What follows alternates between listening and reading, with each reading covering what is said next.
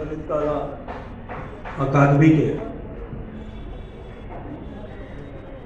इस नवीन परिसर के उद्घाटन के अवसर और उसी के साथ में एक ऐतिहासिक आयोजन थर्ड प्रिंट बायनल इंडिया की शुभारंभ के शुभ अवसर पर हम सब के बीच में उपस्थित ललित कला अकादमी के सम्मानित उपाध्यक्ष आदरणीय श्री नंदलाल ठाकुर जी, कमिश्नर प्रिंट विद्यालय श्री कृष्ण शेट्टी जी, हम सब के बीच में उपस्थित संस्कृति मंत्रालय के डायरेक्टर आदरणीय श्री अनीश राजन जी, सभागार में हम सब के बीच में उपस्थित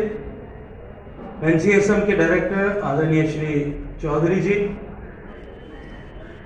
नेशनल लाइब्रेरी के चेयरमैन आदरणीय Shri Ajay Pratap Singh ji, administrator Asiatic society, हम सब के बीच में उपस्थित देश और विदेश से आए हुए कला जगत के सभी पुरोधा, हम सब के बीच में उपस्थित आदरणीय महानुभाव, कला साधकों, देश विदेश से आए हुए अतिथि कलाकारों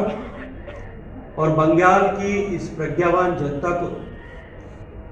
मैं आज इस ऐतिहासिक अवसर पर, जब हम इस नवीन भवन का देश की सांस्कृतिक राजधानी कलकत्ता में उद्घाटन करने के लिए एकत्रित हुए, मैं आप सबका हृदय से स्वागत करते हुए आप सबका बहुत सारा अभिनंदन करता हूं। मित्रों, आज कोलकाता की इस पवित्र धरती पर खड़े होकर के इस महत्वपूर्ण और ऐतिहासिक अवसर पर आप सबके भी साथ में बातचीत करना,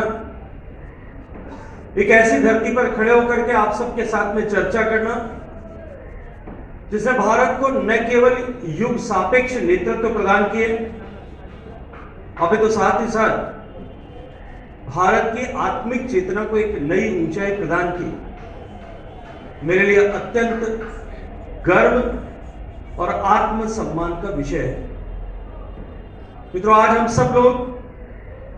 इस भव्य क्षेत्रीय केंद्र के लोकार्पण के निमित्त एकत्रित आए और यह आयोजन उस धरती पर हो रहा है जिसने पूरी दुनिया को वंदे मातरम का अमोघ मंत्र दिया था। मैं आज उस महान मनीषी जिन्होंने देश की चेतना को झकझोरने वाले उस मंत्र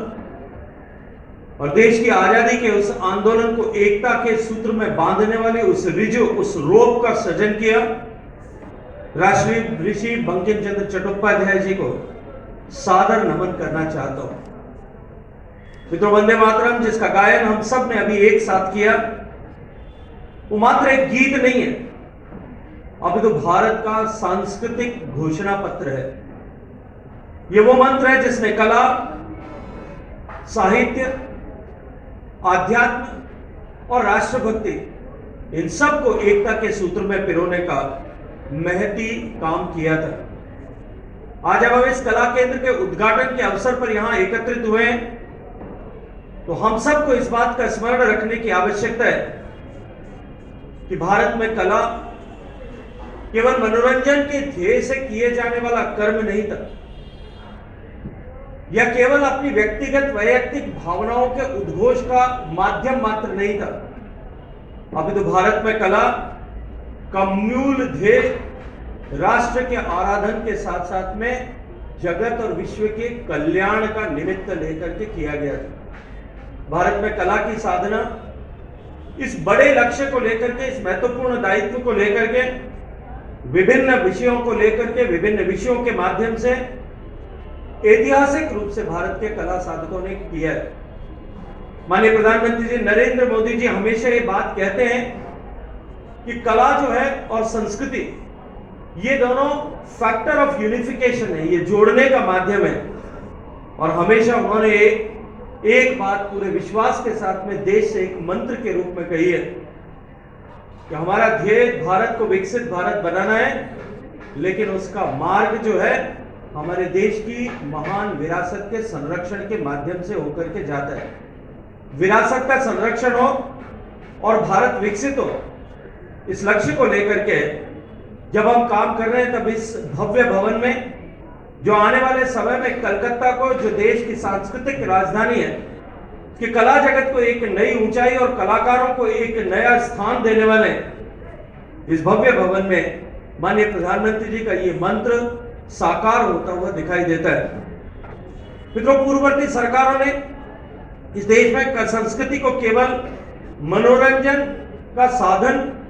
या अतीत की धुंधली स्मृति मात्र इतना मान लिया था, लेकिन माननीय प्रधानमंत्री जी के नेतृत्व में मोदी सरकार ने संस्कृति को राज्य की, देश की, राष्ट्र की सॉफ्ट पावर के रूप में और भविष्य की शक्ति के रूप में और भारत का सम्मान पूरे विश्व के पटल पर प्रतिष्ठापित करने के एक अनूठे माध्यम के रूप में पहचाना है। यह केंद्र, जिसकी नींव 2009 में पड़ी थी, जब मैं पिछली मर्तबा कलकत्ता के प्रवास पर इस भवन को देखने के लिए आया था,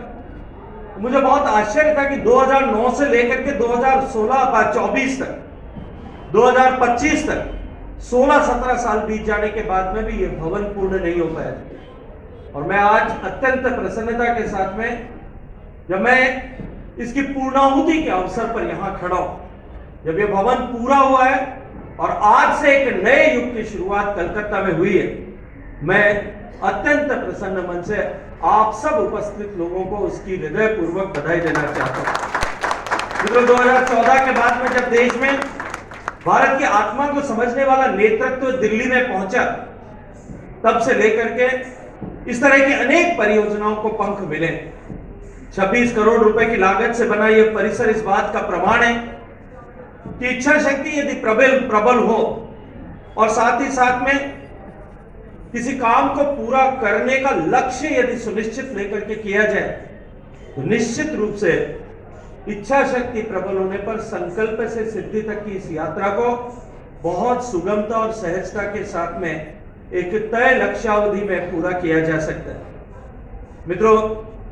आज हम सब लोग जब इस ऐतिहासिक अवसर पर यहां एकत्रित आए, मैं आप सबसे इतना निवेदन करना चाहता हूं कि यदि हम कला का उल्लेख भारत में करें और बंगाल की चर्चा न करें, तो शायद वो कला का उल्लेख अधूरा रह जाएगा। मैं राजस्थान की धरती से आता हूं। यदि राजस्थान में आक्रांताओं के, आजादी देश में आक्रांताओं के इतिहास और आक्रांताओं के साथ में संघर्ष की चर्चा की जाए और राजस्थान का उल्लेख न हो, तो शायद इतिहास के साथ में न्याय नहीं हो सकता। ठीक उसी तरह से इस भारत में यदि कला साधना और साधकों के बारे में या कला के विभिन्न रूपों स्वरूपों के बारे में चर्चा हो और बंगाल की धरती का उल्लेख न हो, तो शायद ये कला के साथ में न तो न्याय होगा और न वो कला की चर्चा पूर्णता को प्राप्त कर सकती है। यहाँ कला ये भूमि जिसने अवनींद्रनाथ टैगोर के नेतृत्व में बंगाल स्कूल ऑफ आर्ट को जन्म दिया था। उन्होंने उस समय भारतीय कला को न केवल स्वदेशी स्वरूप दिया, अभी तो भारतीय कला को जो पश्चिम प्रभाव में जकड़ी हुई थी, हमारी जड़ों से जो हमें काटने का प्रयास कर रही थी, उससे भारत को मुक्ति दिला करके एक बार फिर भारतीत्व की चेतना को से अभिभूत से किया था। इस समय पर मैं नंदलाल बोस जी का भी स्मरण करना चाहता हूं, जिन्होंने हमारे संविधान के प्रश्नों पर अपने भाव को और साथ साथ में भारत की सहस्त्राब्दियों की सांस्कृतिक निरंतरता को उकेरने का काम किया था। हम इस समय पर रामकिंकर बाइज को भी याद करेंगे, जिन्होंने आधुनिक मूर्तिकला के क्षेत्र में एक नई क्रांति का सूत्रपात इस देश में करते हुए भारत की पहचान नए सिरे से विश्व पटल पर गढ़ने का काम किया था। आज ललित कला अकादमी का ये क्षेत्रीय केंद्र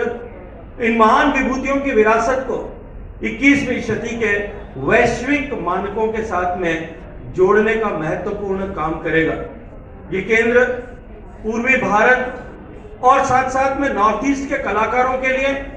एक ऐसा मंच बनेगा जहां वो अपनी मौलिकता को, अपनी कला साधना को, साधना का प्रयत्न करते हुए, उस साधना का प्रदर्शन करते हुए भारतीय कला को एक वैश्विक पहचान प्रदान करेंगे। साथियों, आज तृतीय पिंड बिनाले का भी शुभारंभ हो रहा है। जो भारत की कला यात्रा का एक महत्वपूर्ण आयाम भी है और ये तीसरा महत्वपूर्ण पड़ाव भी है। प्रिंट मेकिंग कला का वो माध्यम है जो अपनी बारीकी और तकनीकी की साधना के लिए जाना जाता है। यह कला का सबसे लोकतांत्रिक स्वरूप है। This is the best most democratic format of art expression, और जो दीर्घाओं की सीमा से निकल करके जन सामान्य तक पहुंच पाता है। इस बार जैसा अभी नंदलाल ठाकुर जी ने बताया और आदरणीय कृष्णा शेट्टी जी ने कहा कि 34 देशों के 96 इंटरनेशनल आर्टिस्ट की भागीदारी इस बात को सुनिश्चित करती है और सिद्ध करती है कि भारत अब वैश्विक कला विमर्श का एक महत्वपूर्ण केंद्र बनकर उभर रहा है। कुल मिलाकर के 1449 कलाकृतियां जिनको यहां समागम हुआ, उसमें से डिस्ट्रिक्ट ज्यूरी ने जिन कुछ कलाकृतियों को सेलेक्ट किया, निश्चित रूप से इस बात का प्रमाण है कि विश्व में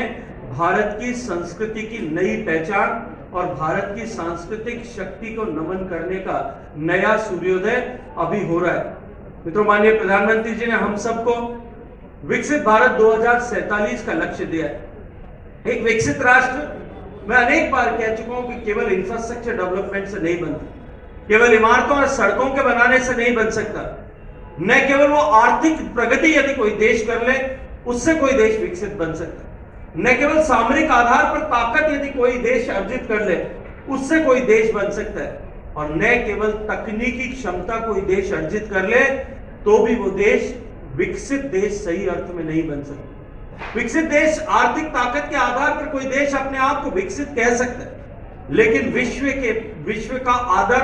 और विश्व का सम्मान न तकनीकी से अर्जित किया जा सकता है, न आर्थिक महारत या महत्व से जो है अर्जित किया जा सकता है, न संसाधनों से और साथ ही साथ न इंफ्रास्ट्रक्चर से अर्जित किया जा सकता है। यदि विश्व का आदर और सम्मान और विश्व के दिल में यदि जगह बनाने के कोई मार्ग है तो वो केवल और केवल महान परंपरा और आधुनिक सोच के संतुलन के साथ में कला साधना और कला के विभिन्न रूपों और सांस्कृतिक चेतना के माध्यम से हो सकता है। मैं यहाँ उपस्थित सब कलाकारों से उनका आह्वान करते हुए इतना निवेदन करना चाहता हूँ कि आज जब आप भारत का परिदृश्य बदल रहा है, भारत को देखने का नजरिया पूरे विश्व भर का बदल रहा है, तब आपकी कला में, आपकी कलम में, आपकी कूंची में और आपके उंगलियों में जब समाज को दिशा देने की शक्ति है, तब आप अपने सृजन में विकसित भारत के संकल्प को सुदृढ़ करने की परिकल्पना को उकेरने का महत्वपूर्ण काम करेंगे। मैं ये मानता हूं कि ललित कला अकादमी का ये रीजनल सेंटर केवल प्रदर्शनी स्थल तक मात्र नहीं रहेगा, अपितु भारत की कला को गुरु शिष्य परंपरा के स्वरूप में काम करते हुए भारत की कला को एक नई ऊंचाई प्रदान करने वाला बनेगा। आज बहुत सालों के इंतजार के बाद में ये शुभ दिन आया है। मैं बहुत सारी शुभकामनाएं देते हुए अंत में सब जूरी सदस्यों